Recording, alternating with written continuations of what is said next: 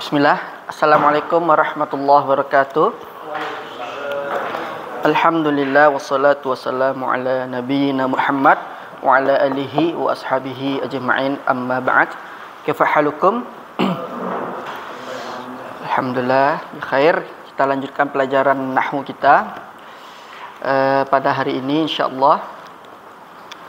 Kemarin minggu yang lalu atau fil usbu'il madhi kita sudah belajar sampai al-ma'rifah nakirah al-isim min haitsu akhiruhu.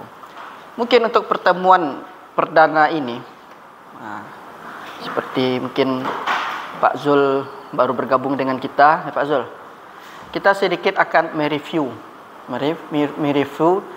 pelajaran khusus untuk hari ini, tapi dengan secara global dan secara ringkas saja. Mungkin kita masuk kepada halaman ketiga terlebih dahulu, khusus untuk hari ini. Hari besok baru kita masuk ke halaman 11. Nah, kita buka halaman 3. Kita secara ringkas saja nanti insyaallah. Pertama, di dalam kitab di sini disebutkan anwa'ul kalimah. Anwa' jamak dari na'un, yang artinya adalah jenis-jenis kalimat. Kemudian di sini tertulis kalimat itu sebenarnya kalau bahasa kita itu artinya kata. Kemudian di sini ya ta'allaful kalamu min salasati ajza'in, yaitu kalam atau ucapan itu tersusun dari 3 bagian. Ada namanya isim, ada nama fi'il, ada nama harf atau kita kenal dengan huruf. Isim itu apa? Isim itu sesuatu yang tidak ada kaitannya dengan, atau kalimat yang tidak ada kaitannya dengan waktu. Itu namanya isim. Atau kita katakan sebuah kata yang tidak ada kaitannya dengan waktu. Itu namanya isim. Kemudian isim itu dibagi 2. Ada namanya mustaq, ada nama jamid. Mustaq itu artinya adalah isim itu berasal dari fi'il. Dia berasal dari fi'il. Kemudian apa saja yang termasuk isim mustaq? Di sini disebutkan isim fa'il, isim maf'ul, siyaq al-mubalaghah. Kemudian isim tafdil atau as-sifal musyabbahah. Kemudian isim alat, isim zaman itu termasuk mustaq. Yang disebut mustaq itu adalah dia itu berasal dari fi'il.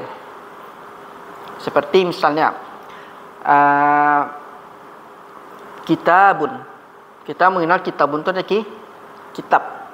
Cuman asalnya itu sebenarnya dia ada fi'ilnya. Kata bayak tubuh. Kemudian seperti misalnya al-qadi, al-madhi. Sebenarnya dua kata itu dia ada isimnya. Qadha yaqdi, madha yamdi. Itu namanya isim fa'il. Sekarang kita masuk kepada isim jamid. Jamid itu adalah tidak ada berasal dari lawan dari mustaq, atau kita kenal dia tidak ada fi'ilnya, bukan berasal dari fi'il. Apa saja isim-isim jamid itu? Pertama, insan, manusia. Hayawan, hewan. Kemudian benda mati. Seperti benda ini jidar, bilal, itu namanya isim jamid. Nah, kemudian isim jamid itu dibagi lagi 2. Ada isim zat, ada isim makna. Zat itu artinya adalah sesuatu yang ada padanya. Apa saja isim zat itu? Insan, asad, hayawan, syajarah. Kemudian isim makna. Apa saja? Yaitu dia memiliki makna. Seperti as-sidqu. Maknanya adalah jujur. Az-zaka artinya apa? Cerdas. Kemudian al-khulq, akhlak, atau al-ilm, itu namanya isim makna isim yang memiliki makna gitu. Atau bisa juga orang mengatakan isim makna ini ada yang bilang, sebagian bilang masdar. Masdar.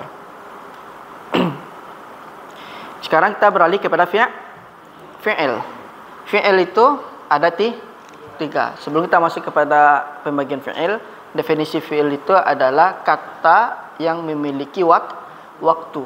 Yang mana waktunya ada tiga. Ada nama madhi, itu menunjukkan perbuatannya telah berlalu. Ada namanya mudhari', itu menunjukkan bahwasanya perbuatannya itu akan dilakukan dan atau sedang dilakukan.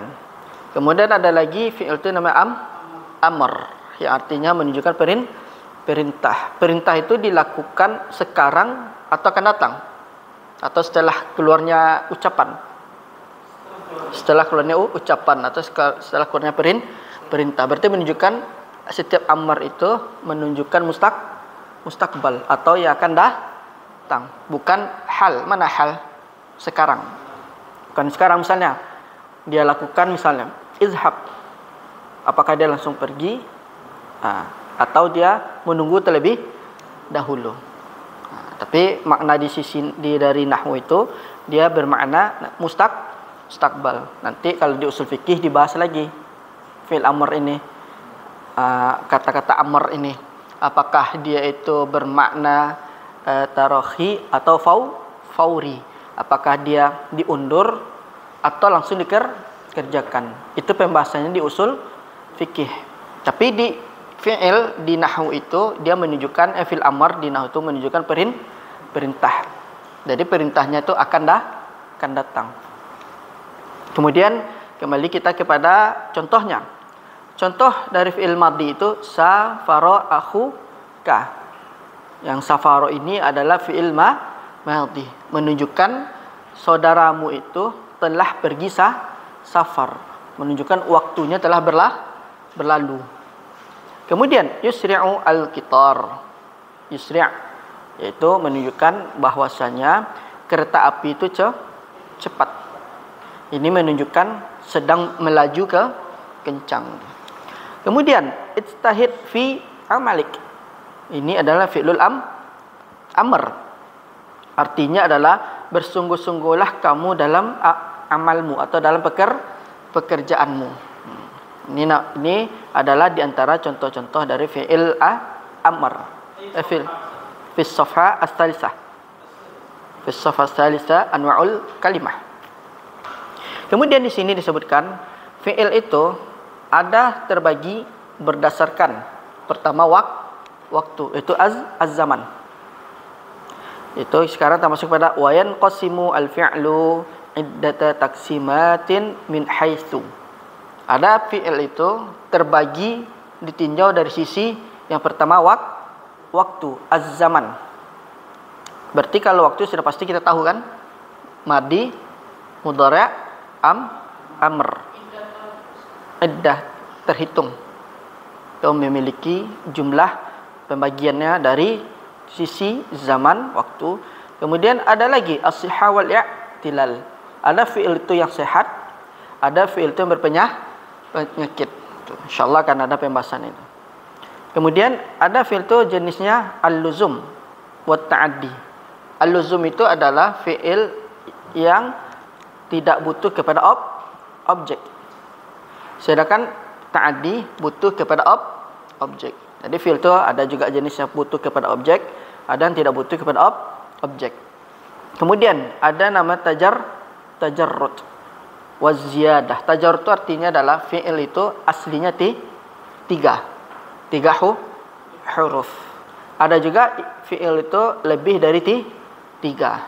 Ada 4, ada 5, ada 6. Itu namanya ziyadah, tambahan. Kemudian ada lagi fi'il itu jenisnya al-jumud. Jumud maksudnya di sini adalah fi'il yang tidak punya mudhari' dan amr. Dia hanya punya fi'il madhi saja. Seperti laisa, laita, la'alla mungkin. itu termasuk fi'il. Kemudian bisa wa ni'mah itu termasuk namanya fi'il jumud. Fi'il jumud, yaitu fi'il jumud adalah fi'il yang tidak punya madhi mudhari' dan amr. Misalnya kalau kita membaca sebuah buku kitab nahwu, ada nama ini fi'ilnya namanya fi'il jumud. Maksudnya adalah fi'il ini tidak punya mudhari', tidak punya amr. Kemudian wat tasarruf. Maksud tasarruf di sini adalah fi'il yang mana dia punya mudhari' dan amr. Madhi, mudhari' dan amr. Itu namanya fi'il tasarruf. Contohnya misal zahaba, yadhhabu, idhhab.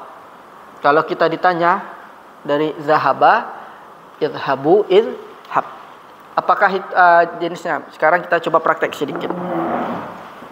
Dari fi'il yang ditinjau dari beberapa sisi. Zahaba, yadhhabu. Ini kita praktek.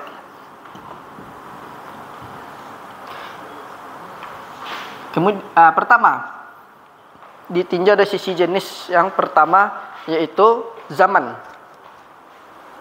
Zaman.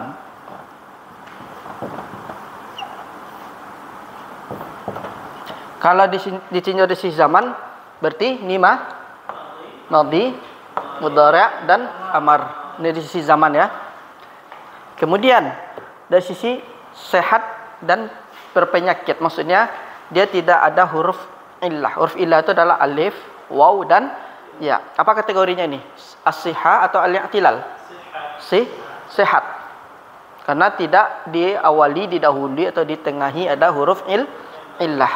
Nah, kalau ditanya dari sisi sehat dan tidak sehatnya, masuk enggak? Masuknya kemana? Sehat. Kalau di sisi zaman, masuk enggak? Masuk sisi zaman. Ada madhi, mudhari' dan amr. Kemudian luzum wa ta'adi, maksudnya butuh objek dan butuh tidak objek. Zahaba ini termasuk fi'ilnya luzum atau ta'addi. Fi'il luzum karena tidak butuh kepada objek.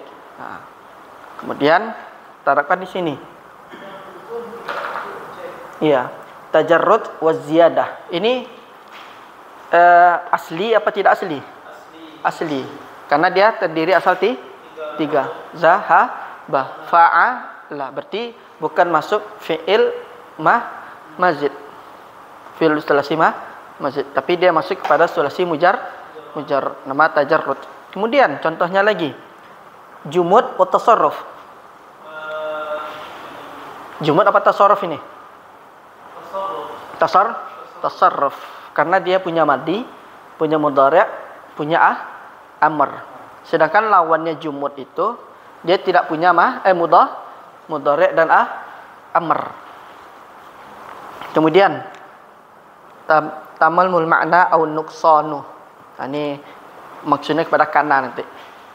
Ini enggak ada di sini.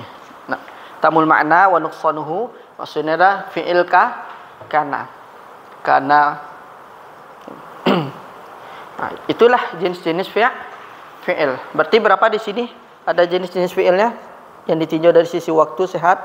1, 2, 3, 4, 5, 6. Ada 6. Jadi selama ini mungkin kita mengetahui fi'il itu madhi, mudhari' dan amr. Sahih, benar. Tapi ditinjau dari sisi waktu.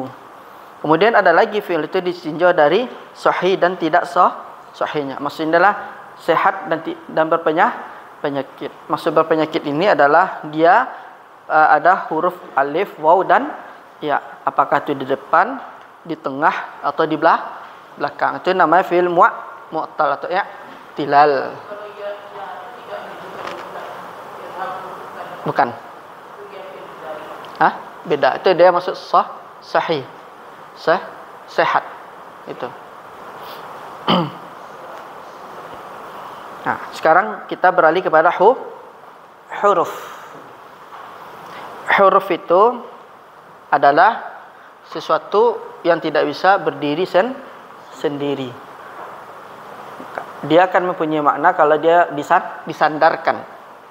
disandarkan kepada yang lain. Itu nama huruf. Contohnya misalnya min. Artinya dari kan? Cuma kita nggak tahu dari apa. Kalau kita bilang minal madrasati, dari sekolah. Berarti kan jelas mempunyai makna dari sekolah. Mungkin ala. Orang nggak akan tahu. Ala. Memang arti ala itu adalah artinya di atas. Atas mana? Alal kursi. Baru orang paham. Alal kursi. Di atas kursi. Yang artinya berarti si fulan berada di atas kursi. Nah, berarti kalau dia disandingkan dengan isim atau dengan isim dhahir maupun isim dhamir.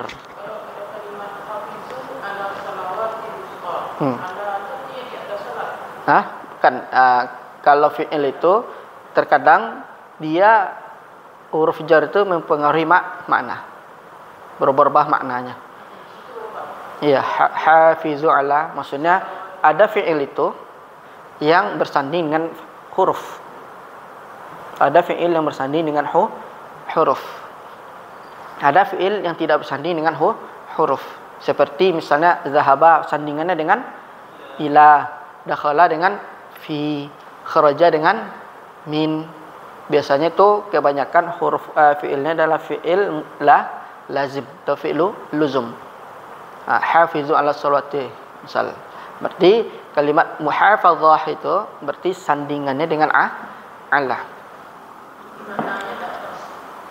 Jagalah ala, maksudnya adalah ala itu terkadang ada menunjukkan kepada wajib. Ala salat. Tadi terkadang huruf jar itu terkadang tidak terbaca. Hafizu ala salawat.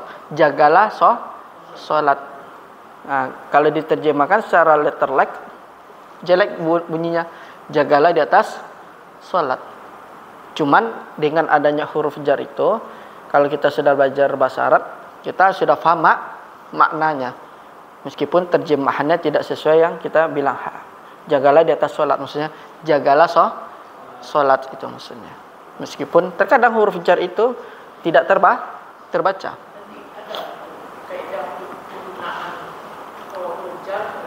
Ada. Nanti ada tuh fi'il apa? Iya. Jadi nanti ada fi'il itu yang bersanding dengan huruf jar. Ada. Terkadang huruf jar ini mempengaruhi makna. Huruf. Kayak tadi hafizu ala salawat. Jagalah salat. Iya. Iya, berarti cuma dipahami saja. Ala itu biasanya ada bermakna wajib.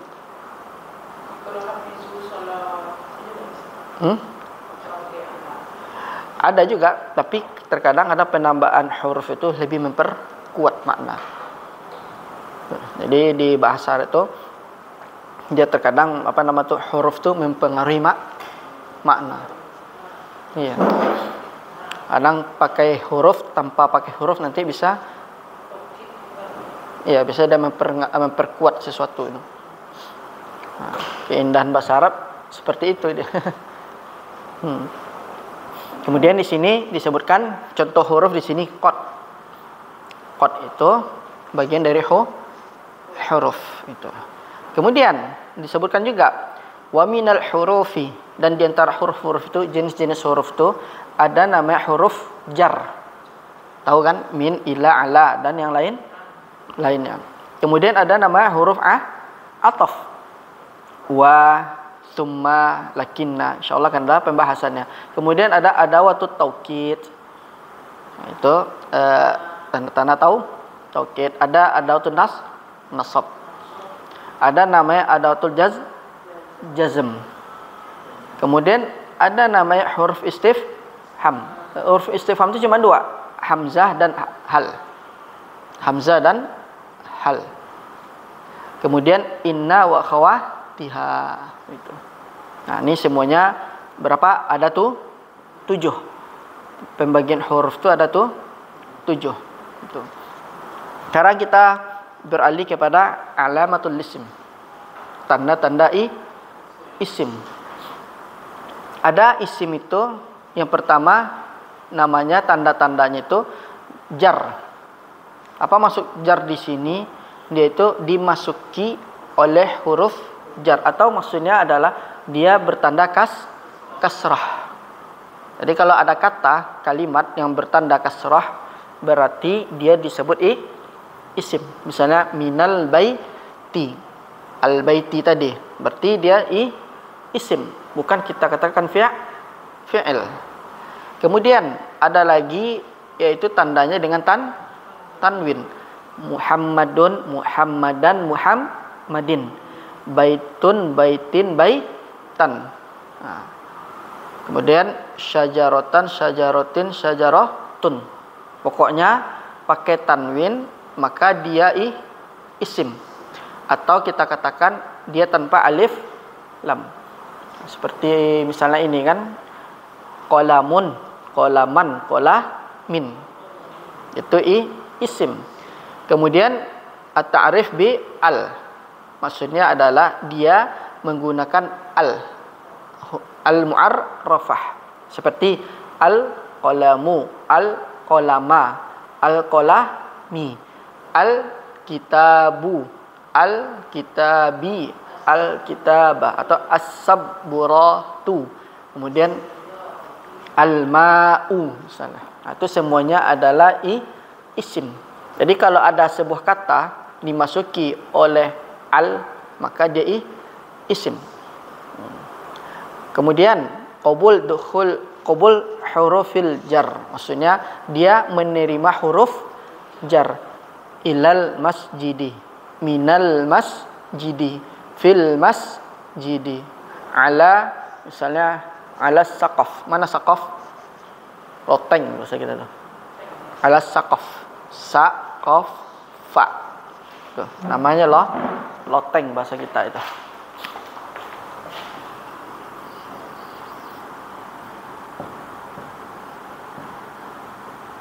Nah, sekarang kita terapkan tanda-tanda isim.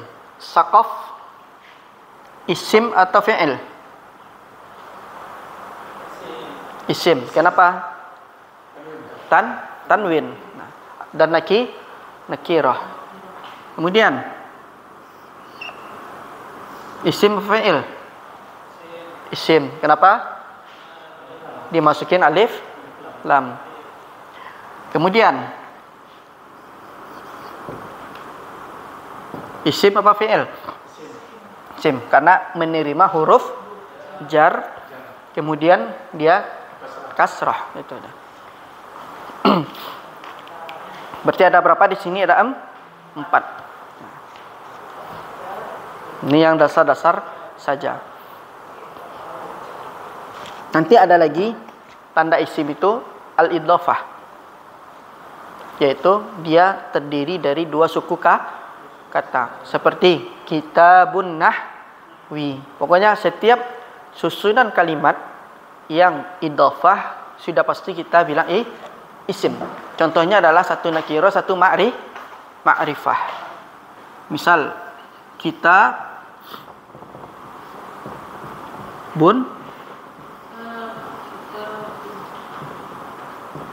nahwi. Apa maksudnya di sini? Kalau kita misalnya bertemu di dalam kitab atau di dalam Al-Quran, bentuknya seperti ini, dalam bentuk idhofah, sudah pasti 2 suku kata ini menjadi isim. Misalnya Baitullahi,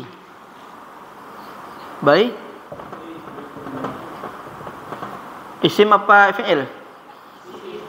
Nah, kalau kita jawab ini isim. Kemudian ditanya lagi alasannya, karena susunan katanya berbentuk idhofah. Nah, idhofah itu punya 2 rukun, mudhofun dan mudhofun ilaih. Itu. Nah, yang pertama ini, yang nakirah ini tanpa alif lam, namanya mudhaf. Yang ini namanya mudhafun ilaih.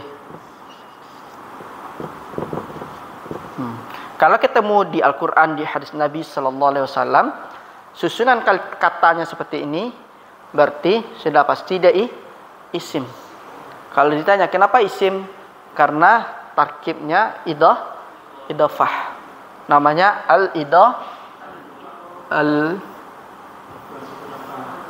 idhofah. Dua suku atau suku kata kita bilang. Nah, ini salah satu ciri-ciri isim. Apalagi di dalam surah Al-Fatihah. Nah, coba baca surah Al-Fatihah Rahmadi. Antum baca yang pertama dulu.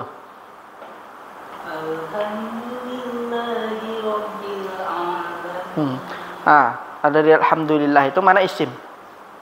Pertama alham. Kenapa? Ada alif lam. Kedua lillahi. Huruf jar.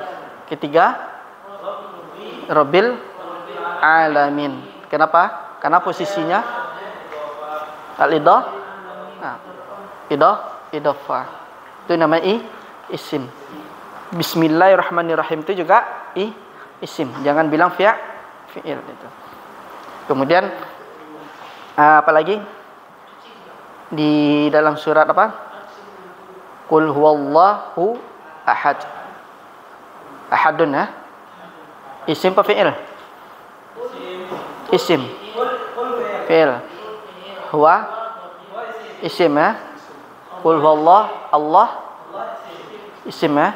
Ahad isim apa fi'il? Isim. Kenapa? Ciri-cirinya tanwin atau nakirah itu. Tidak isim. Nah, tetap dihukumi isim. Karena kalau tanpa dibaris di misalnya di apa aja, kalau kita sudah tahu tanda-tandanya, sudah pasti kita menentukan. Nah, contohnya seperti ini. Latihan sedikit.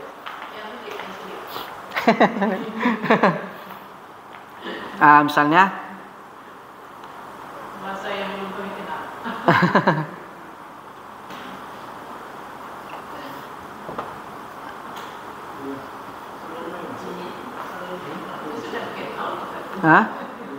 Sudah dikenal. Apa lagi? Ini pokoknya kalau sudah hafal fi'il isim tanda-tandanya, mau dia bolak-balik, kita akan tahu kita. Iya.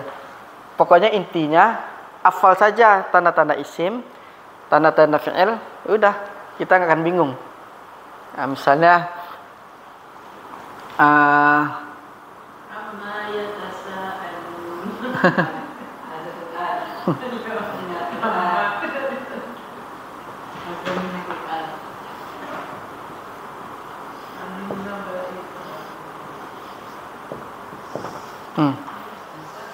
Sekarang kita masuk kepada isim aja dulu. Mana isim di sini?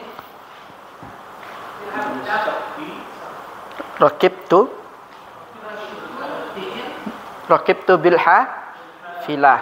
Mana isim di sini? Dengan tak. Nah, itu isim, dhamir muttasil, termasuk bagian dari isim. Ya. Kemudian harful ba, isim apa fi'il?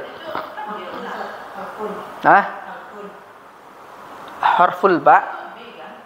Naam. Huruf atau isim? Huruf. Kemudian al-hafilah fi'il, isim apa huruf? Isim. Kenapa? Pertama menerima huruf jar. Yang kedua dengan alif lam. Ketiga tahmarrutu atau kasrah. Gampang insyaallah kalau sudah paham alamatnya, tanda-tandanya itu sudah bisa kita membedakan mana fi'il, mana isim, mana huruf. Ya.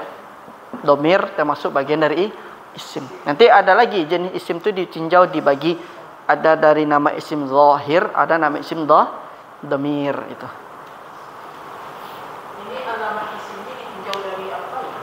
Nah, ini tanda-tanda isim ada di sini 4. Enggak, nanti ada jenis isimnya lagi.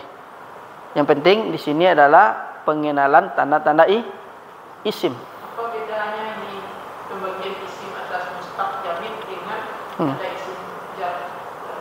Beda. Kalau ini yang kita pelajari kan tanda aja. Ini tanda. Kalau yang tadi isimnya? Yang tadi ditinjau dari jenis isim. Ada jenis isim itu yang mustaq, ada yang jamid. Iya.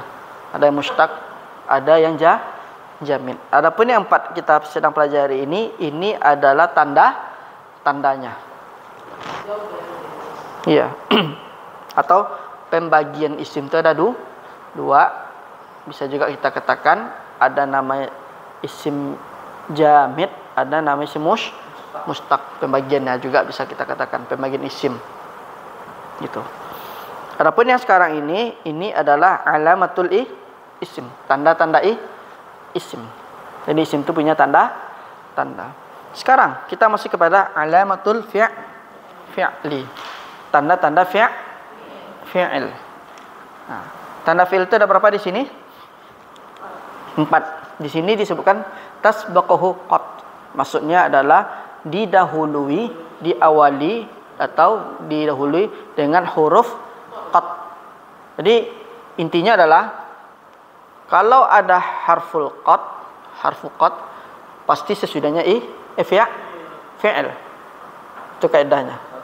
Harfu qad, ya. Iya. Pokoknya tanda pertama, ciri fi'il pertama itu adalah diawali, didahului dengan qad. Apa saja kita ketemu di Al-Qur'an. Qad aflahal mu'minun. Qad apa lagi kan? Qad qamatis shalah. Pokoknya ada qad pasti sesudahnya fi'il. Itu kaidahnya dia. Jangan ragu, kita hukumi sesudah qad. Apa? Fi'il apa huruf? Atau isim, berarti fi'il. Berarti kita enggak perlulah lagi ragu. Kemudian tanda yang kedua adalah fi'il itu diawali dengan sin atau saufah. Misalnya sa'al habu. Berarti diawali dengan huruf sin. Contoh seperti ini misal. Sayaqulu sufaha. Berarti apa nama? Fi'il apa isim? Fi'il. Kenapa? Karena dia dahului diawali dengan huruf sin. Nah, saya akan pergi. Kemudian saufa ta'lamun. Surat At-Takatsur. Ini isim apa fi'il yang ini? Fi'il. Kenapa?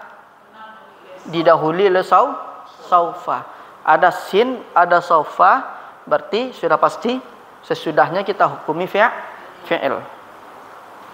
Nanti perbedaannya adalah saufa untuk jauh, sin untuk dekat. Waktunya maksudnya adalah zamannya, waktunya. Ini kemungkinan dekat. Kalau saufa jauh. Enggak tahu kita kapan. Saufa ta'lamun. Kalau kita artikan suatu saat kamu akan tahu itu.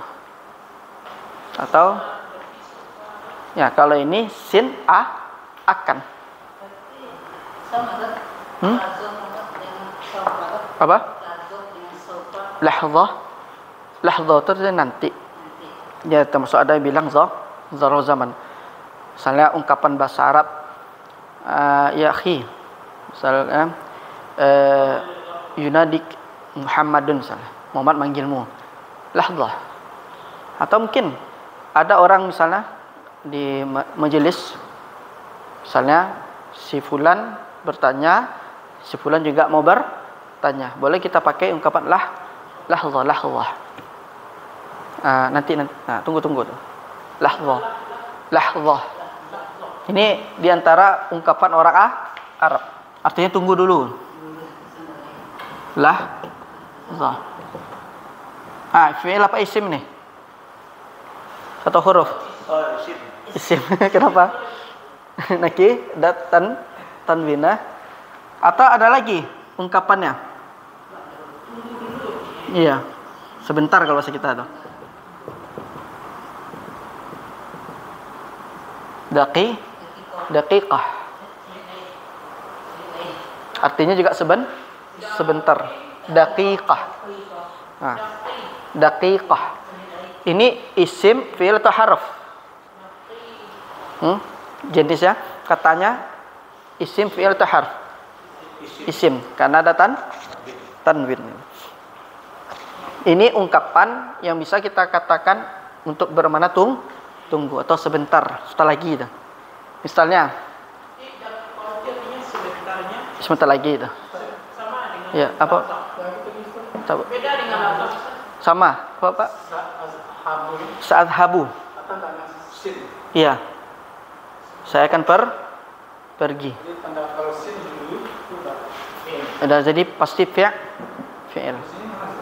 Sini. Yasbaquhu as-sin wa saufa. Sebelah tasbaquhu qad. Tuh. Jadi lahdzah daqiqah ini maknanya sama. Atau bisa kita bilang intazir qalilan.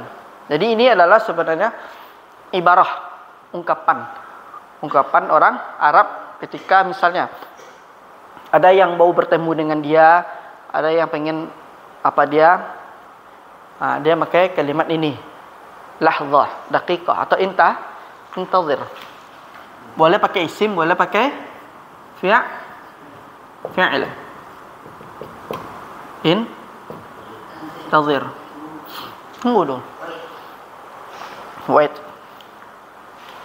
Misalnya seorang bapak ada tamu. Kemudian datang anaknya. Abi itu. Umi manggil, ya kan?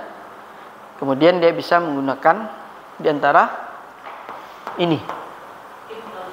Intazir atau daqiqah. Sebentar. Iya, bisa dengan fi'il, bisa dengan isim. Jadi penggunaan uslub, penggunaan kalimat atau kata. Misalnya kayak Rahmadi. Antum sedang ada teman. Kemudian anak antum datang, abi. Umi manggil. Kemudian kita pakai kalimat daqiqah atau lahdzah atau intazir sebentar. Tunggu dulu itu. Nah, boleh kita pakai uslub di antara ini gitu. Sebab perbedaannya tadi ketika dipakai uslub isim dengan uslub fi'il. Sama makna sama, Pak. Cuman bedakan ini isim, ini fi'il. Kalau jenis kalimatnya ditanya ini isim, ini fi'il. Boleh kita pakai di antara tiga ini. Ya, yang membedakan adalah jenis kalimatnya. Satu isim, satu fi'il. Boleh kita pakai. Kalau yang saat sabu dekatnya dekat akan dilakukan. Iya. Kalau itu agak berjarak. Saufa. Ya. Jauh ya, Pak. Ya, jauh. Nggak tahu kita kapan dia apa.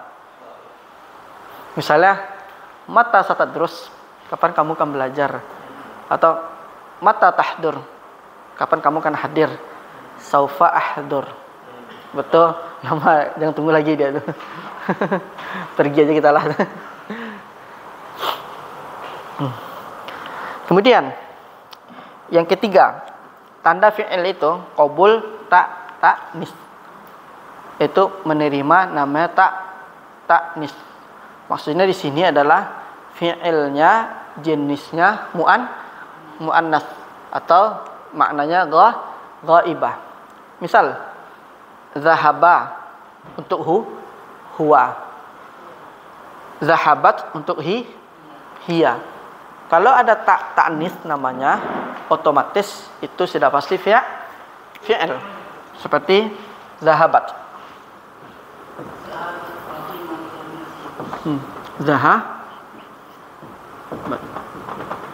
Kemudian kita katakan ini fi'il loh. Ya kan? Ini fi'il dan ya.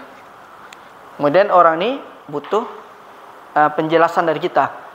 Kenapa akhi antum katakan ini fi'il? Karena ada ta'nis.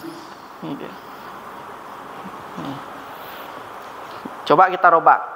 Akala menjadi akalat. Syaribah jadi syaribat. Berarti syaribat itu fi'il apa isim? Fi'il, karena menerima taknis namanya. Kemudian apalagi daraba, kita rubah kepada menjadi darabat. Berarti darabat itu termasuk fi'il itu. Dia bertemu dengan taknis itu, ciri-cirinya dia sukun. Kenapa? Karena isim nggak ada pakai sukun, kecuali dimatikan, ya kan? Misalnya sukutun, ya kan? Nggak mungkin kita baca sukut, kita taruh huruf syakal berbentuk sukun, karena dia isim. Karena isim itu tidak ada pakai sukun. Yang pakai sukun atau jazm itu adalah untuk tanda fi'il itu. Qad qa aslinya. Nah, kenapa dia jadi kasrah? Karena bertemunya dua sukun. Aslinya qamat. Kemudian as-shalah itu kan juga sukun juga. Kan kalau bertemu dua sukun, maka salah satunya harus ngalah. Iltiqa sakinain istilahnya. Bertemu dua sukun. Seperti qad qamatis shalah. Dalam penulisan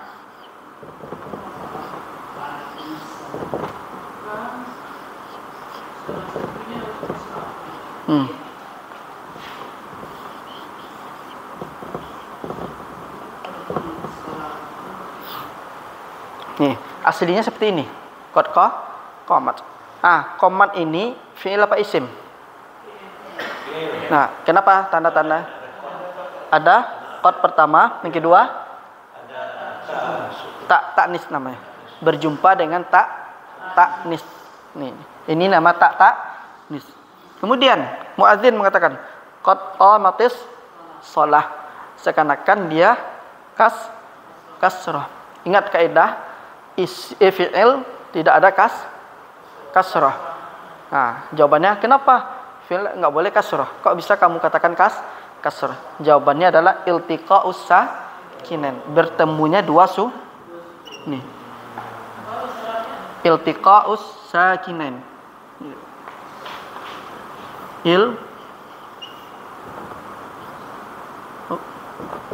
Iltiqa'u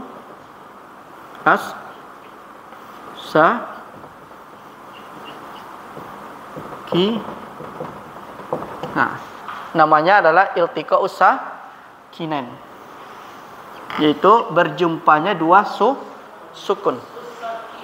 Sakinain. Namanya iltiqa' sakinain. Kalau berjumpa dua sukun, berarti salah satunya harus ngalah. Makanya iltiqa'u bukan iltiqa'u as-sakinain. Sakinain. As-sakinain. Nah, ini dia nih. Kenapa dibaca kasrah? Padahal kan kita tahu kaidahnya. Fi'il tidak boleh kasrah. Yang kasrah itu untuk isim. Misalnya apa lagi? Sudimat as-sayyaratu. Sudimat. Ditabrak misalnya. Sudimat as-sayyaratu. Kalau kita mau nyambung menjadi sayyaratu. Ya, sakinain. Ya, sudimat dal. Sudimat sudimat as-sayyaratu. Ditabrak. Tabrakan. Mobil itu tabrakan. Kemudian sudimat dengan menggunakan taknis. Tandanya dengan sukun. As-sayyaratu. Dia juga sukun di awalnya kan. Berarti kalau kita mau nyambung berarti sudimatis sayyarah. Atau mau kita pisah sudimat as-sayyaratu. Atau kutibat ar-risalah. Ini latihan juga kita sedikit. Telah ditulis surat.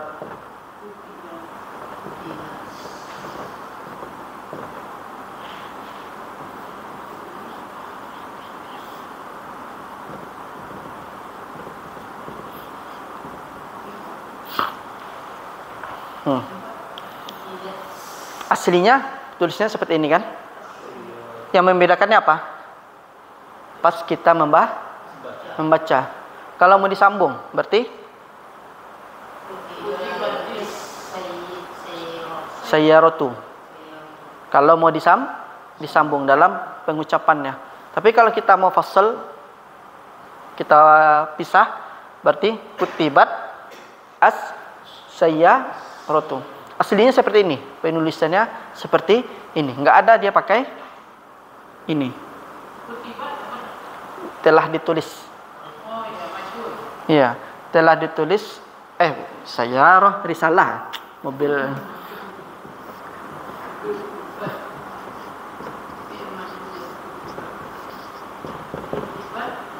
Ar-risalatu.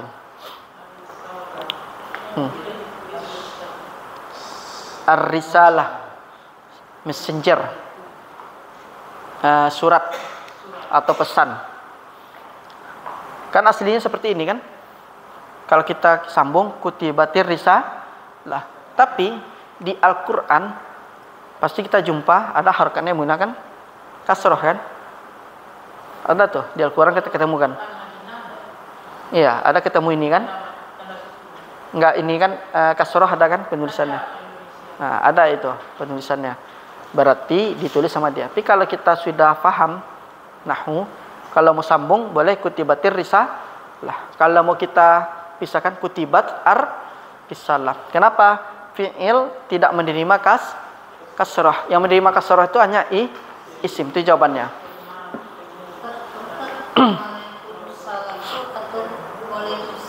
Hah?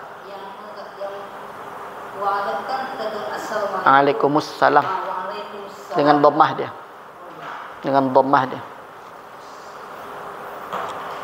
Karena sebelumnya hurufnya huruf mutaharrikah.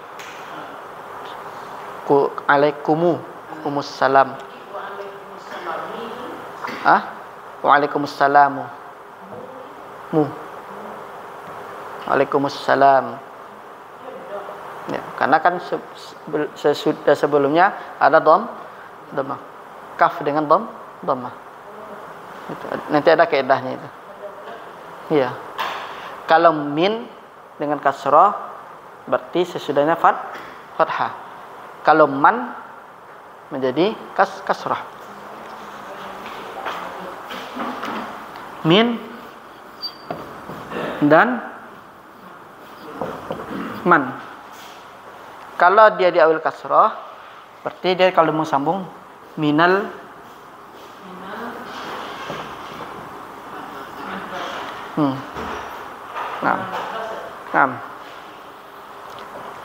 man alladzi. Berarti dibaca manil. Iya. Jadi kebalikan dia. Kalau dia ini ketemu isim, berarti dengan fathah. Tapi kalau dia fathah kasrah. Iya. Iya. Minal madrasah, dari sekolah. Manil ladzi, siapa yang? Ya. Ya, manil kalau mau disambung. Dia ada kaidah pembacaannya itu.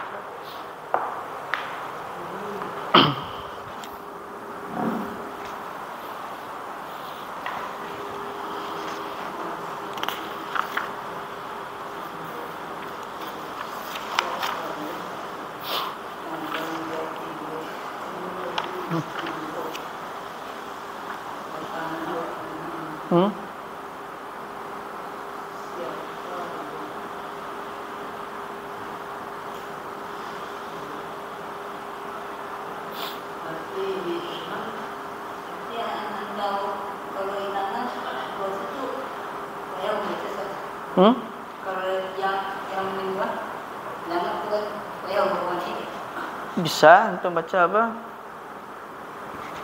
Tidak ada kaedahnya itu. Sekarang kita masuk tanda isim fi'il yang keempat. Qabul yal mukhatabah. Maksudnya adalah menerima ya mukhatabah, yaitu untuk fi'il amr yang mukhatabah. Misalnya idhab untuk muzakkar. Kemudian idhabi berarti untuk muannas. Kalau ketemu fi'il amr dengan ya, berarti sudah pasti kalau ketemu sebuah kata atau kalimat seperti ini.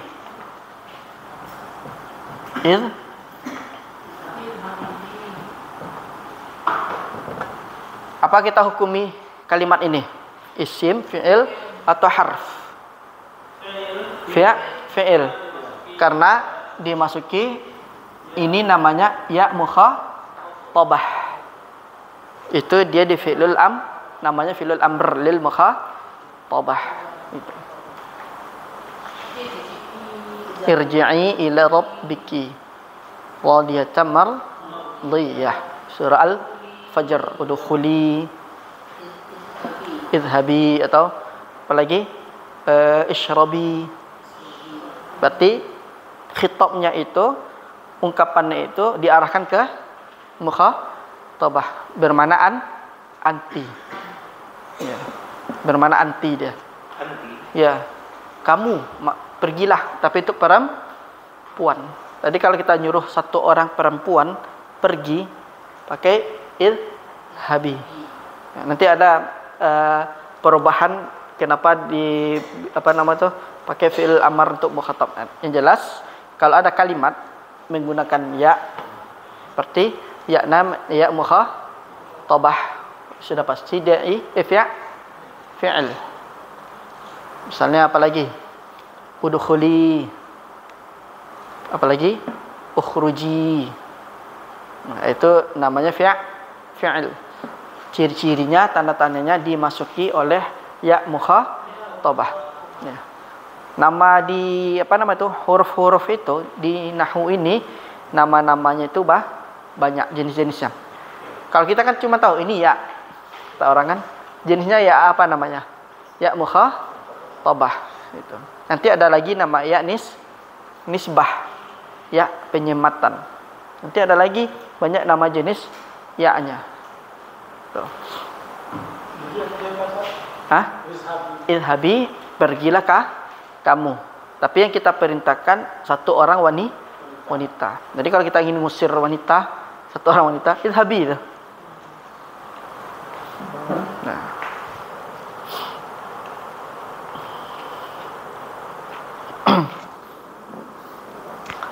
Berarti ada berapa tanda-tanda fi'il?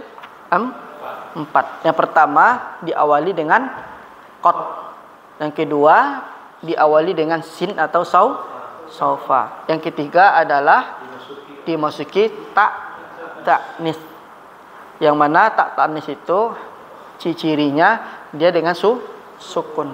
Yang ketiga yaitu dimasuki oleh ya mukhatabah. Nah, itu ciri-ciri fi'il.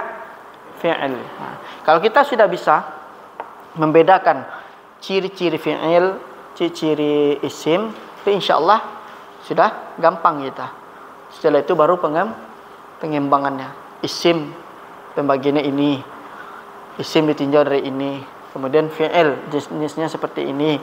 Kemudian fi'il ditinjau dari yang ini. Nah, penting ketahui terlebih dahulu tanda-tandanya, ciri-cirinya. Kalau sudah tahu kita ciri-cirinya, kita sudah bisa membedakan ini si isim, ini si fi'il, ini si harf.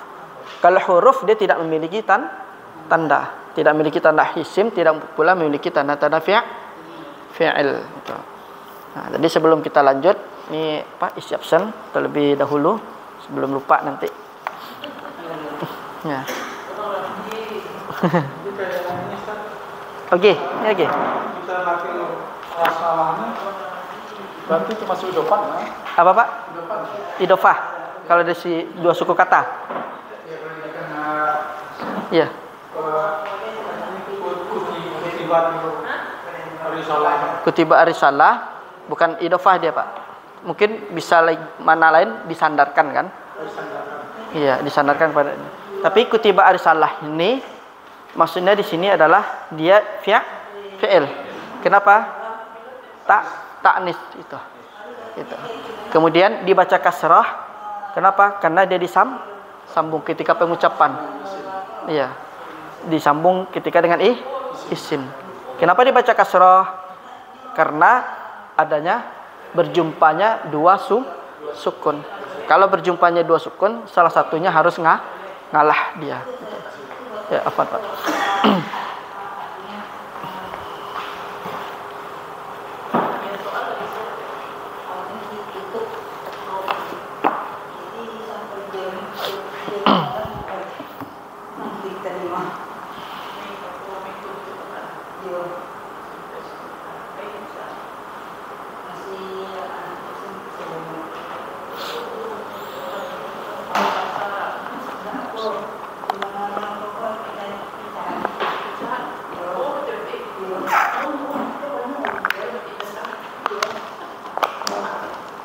Apa CPNS?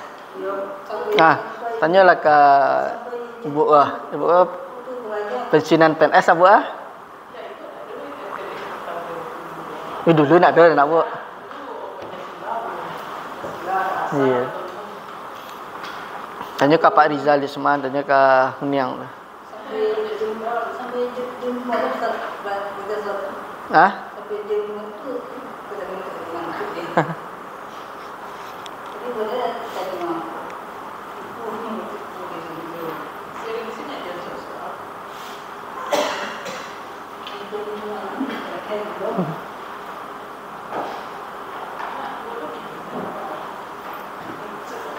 Jadi yang sholat ini mungkin penulisan ada yang pakai waw itu hanya penulisan. Yang mana Pak? Ini. Sholat, Iya. ya. Ada berbeda rosem. Tapi makna sama. Sama Pak. Sama. Sama. Namanya rosem. Penulisan. Beda penulisan aja dia. Ya. Kan di rosem itu ada dua Pak. Ada kitabi, ada usmani. Yang ini kan kitabi nih. Yang usmani itu di Quran kita itu Madinah itu. Makanya agak susah kalau kita nggak ditahsin. Ketika kita baca mushaf Madinah itu, kalau nggak ditahsin, susah kita nanti bacanya. Karena dia menggunakan rosem usmani. Kalau yang keluaran Depak, kitabi kan yang bisa kita tetap harus ditahsin. Iya. Ya, tafadhal Auji. Sekarang Ramadhan, tak Ramadhan. Awak ada. Boleh nampak antum jawab kan. Iya, alin datang dia. Pak Rizal Marit. Sakit.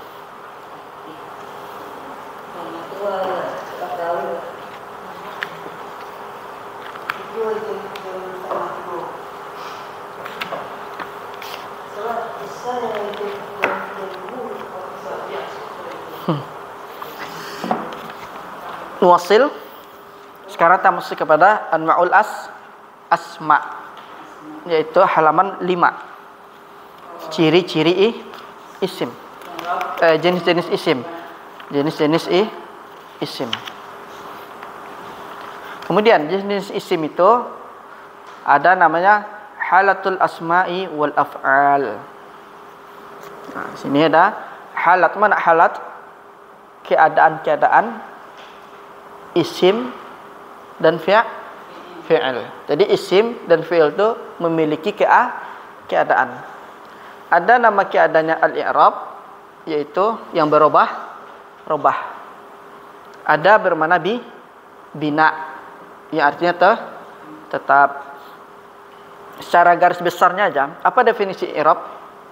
I'rab itu adalah perubahan di akhir kata. Disebabkan adanya aspek-aspek yang mempengaruhi. Baik i'rab itu secara zahir maupun secara takdir gitu. Nah, itu definisi i'rab. Jadi i'rab itu kalau kita belajar i'rab, berarti i'rab yang kita pelajari itu berarti kita mempelajari tentang perubahan akhir-akhir kata. Kemudian perubahan akhir katanya ini pasti dia kan tidak akan berubah begitu saja. Pasti ada yang mempengaruhi. Kemudian bentuk perubahannya itu ada yang secara zahir yang tampak perubahannya, ada yang tidak tampak. Namanya takdir. Atau bahasa kita tuh ditentukan atau ditetapkan saja. Atau takdir itu bisa diartikan dikira-kira. Banyak mana takdir.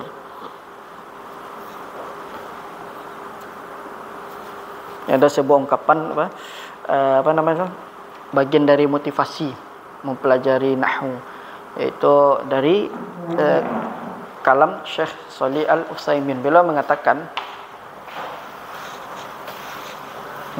sebagai motivasi saja. Motivasi kita dalam ada semangat untuk mempelajari nahwu itu.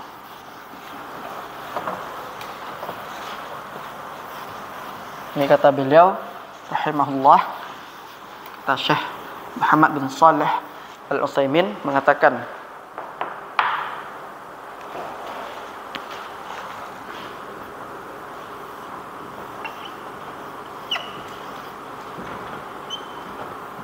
an-nahwu sahlun.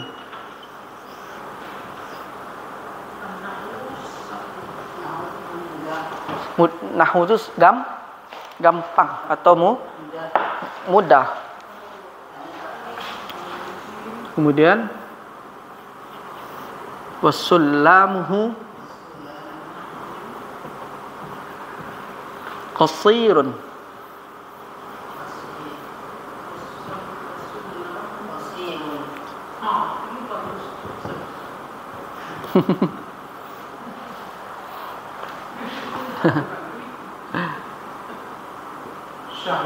Naam, sahlun.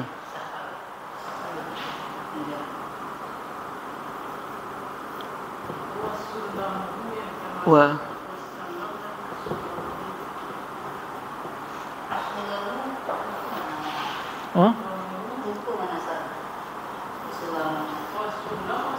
Sulam, tangga. Qasirun min awalih.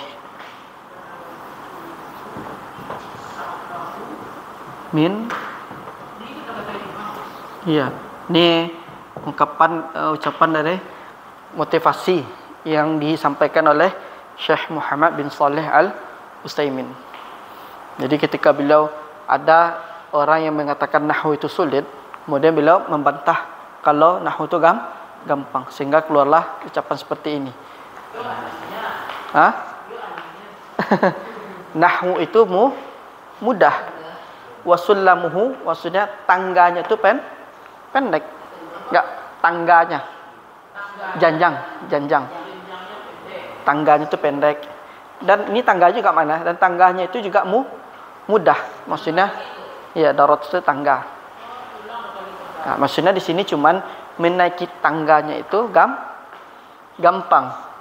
Min awalihi, dari awalnya. Dari awal itu nahwu itu sudah gampang. Misalnya ibaratnya nahwu itu beliau mengibaratkan sebuah tangga.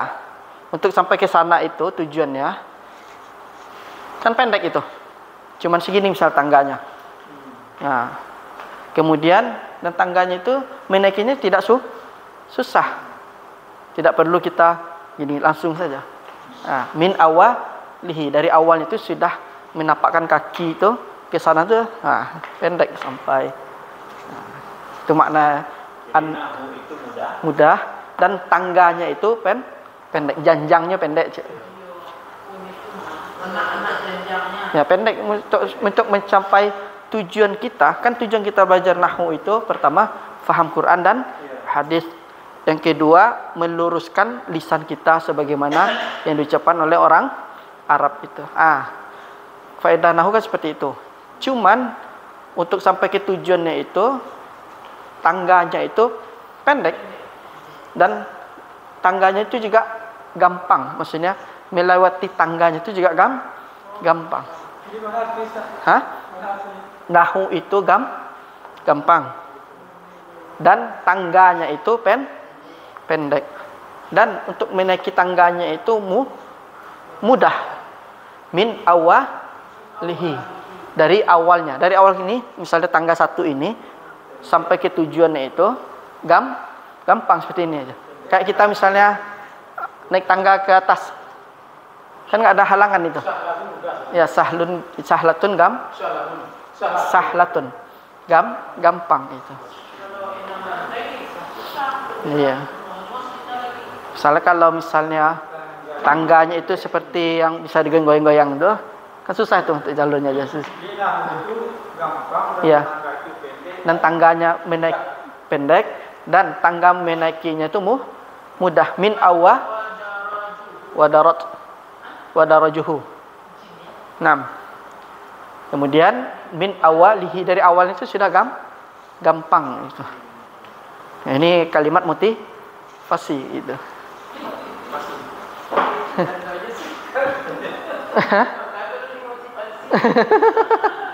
Makanya Syekh Shalih Utsaimin bilang seperti itu. Ya, kalau belum masuk ke dalamnya itu, tapi lama-lama, iya. Iya. Ibaratnya kalau kita belajar renang, pertama takut. Nah, kalau sudah dapat selahnya itu, kalau lah dapat caronya, tekniknya, gampang kita berenang lagi kan. Mau sedalam apapun air itu, kalau lah dapat tekniknya, gampang gitu. Jadi ini sebenarnya Syekh Muhammad Shalih Al-Utsaimin. Syekh Muhammad bin Al-Utsaimin. Syekh Muhammad bin Shalih Al-Utsaimin. Syekh Muhammad Al-Utsaimin. Kalau bahasa ringkasnya Ibnu Utsaimin.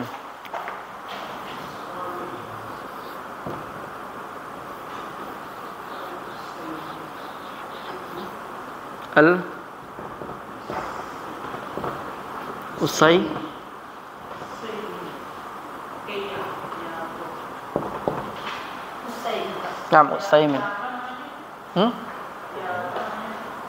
Ini, Bu. Nih, ya, bisa menunjukkan kepada jamak aja. Utsaimin. Ini namanya dia sukunya. Jadi sebenarnya ucapan ini keluar dari beliau ketika beliau membantah sebuah syair.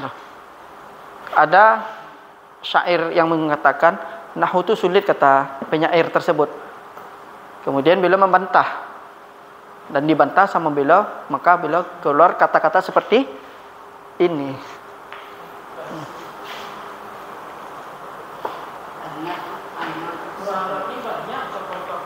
Ya, orang Arab itu terkenal dengan penyair.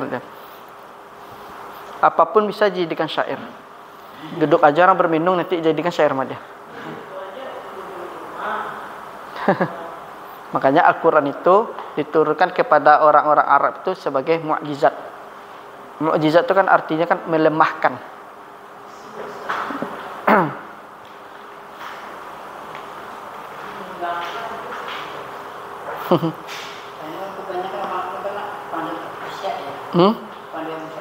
Iya.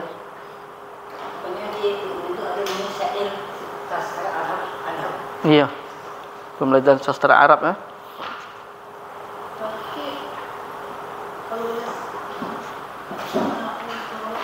Mungkin insyaallah 2 hari ini kita murajaah sedikit.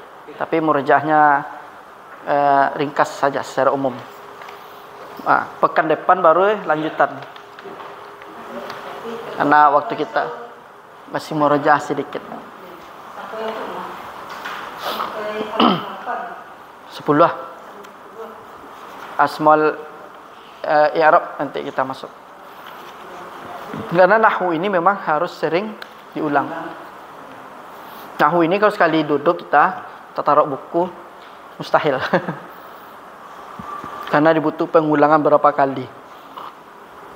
Nggak ada orang yang belajar nahwu itu satu kali duduk langsung bisa baca kitab. Mustahil itu. Ya, belajar pun misalnya di suatu lembaga pendidikan, kalau cuma fokus di sana ya Pak, lambat kita. Harus cari yang lain kita itu. Nah, karena bahasanya bukan bahasa kita. Kaidahnya sesuai Quran dan hadis. Sedangkan membaca ini kan Quran. Iya. Membaca saya apa? Iya. Harus pengulangan ya Pak. Pengulangan dan talaki. Harus ada bimbingan guru itu. Kecuali kalau kita sudah dapat kuncinya, mau baca di buku yang lain atau baca dengar YouTube, lihat video, kalau sudah dapat kuncinya itu sebagai maklumat-maklumat baru aja, tambah-tambahan. Intinya kuncinya dipegang dulu. Kalau sudah dapat kuncinya, mau diputar kiri kanan, masuk kita mau ke kanan ke kiri, nah kita udah tahu kuncinya itu. Iya.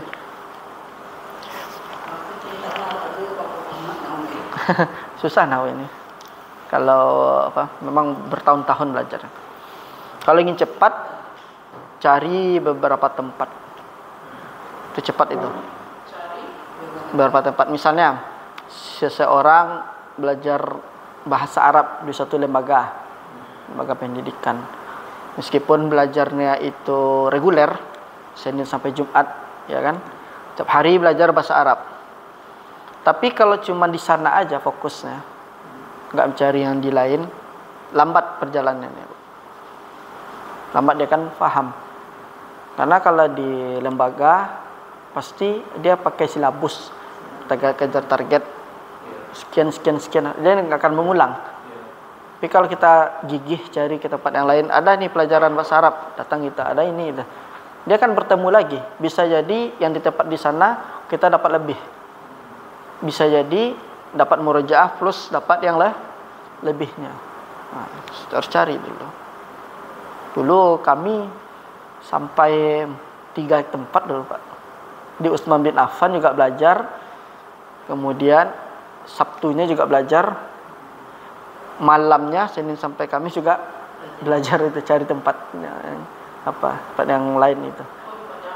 Enggak, waktu masih kuliah dulu di Jakarta. Kan waktu di Utsman bin Affan dulu masih di bawah MCF, masih sama dengan Zubair bin Awam dulu yang di Muhammadiyah, tapi yang pusatnya Utsman bin Affan. Itu kalau kita fokus Senin sampai Jumat yang di sana aja Pak, lama Pak. Futur kita nyerah kita tuh, karena dia berjalan terus, dia naik pelajarannya. Kalau fokus di sana ya udah habis kita. Kadang cari Sabtu, cari ke Selipi, Jakarta Barat tuh Pak. Dari rumah Cijantung kan, Jakarta Timur, ada 1 jam lebih. Kemudian ada di rumah juga orang buka bahasa Arab, mahasiswa Lipia waktu itu. Ikut juga itu. Meskipun Senin sampai Selasa 2 kali sepekan. Kemudian pas main futsal, ada ustadz dari Madinah, belajar juga mobilnya. Sampai kita giliran istirahat futsal. Nah,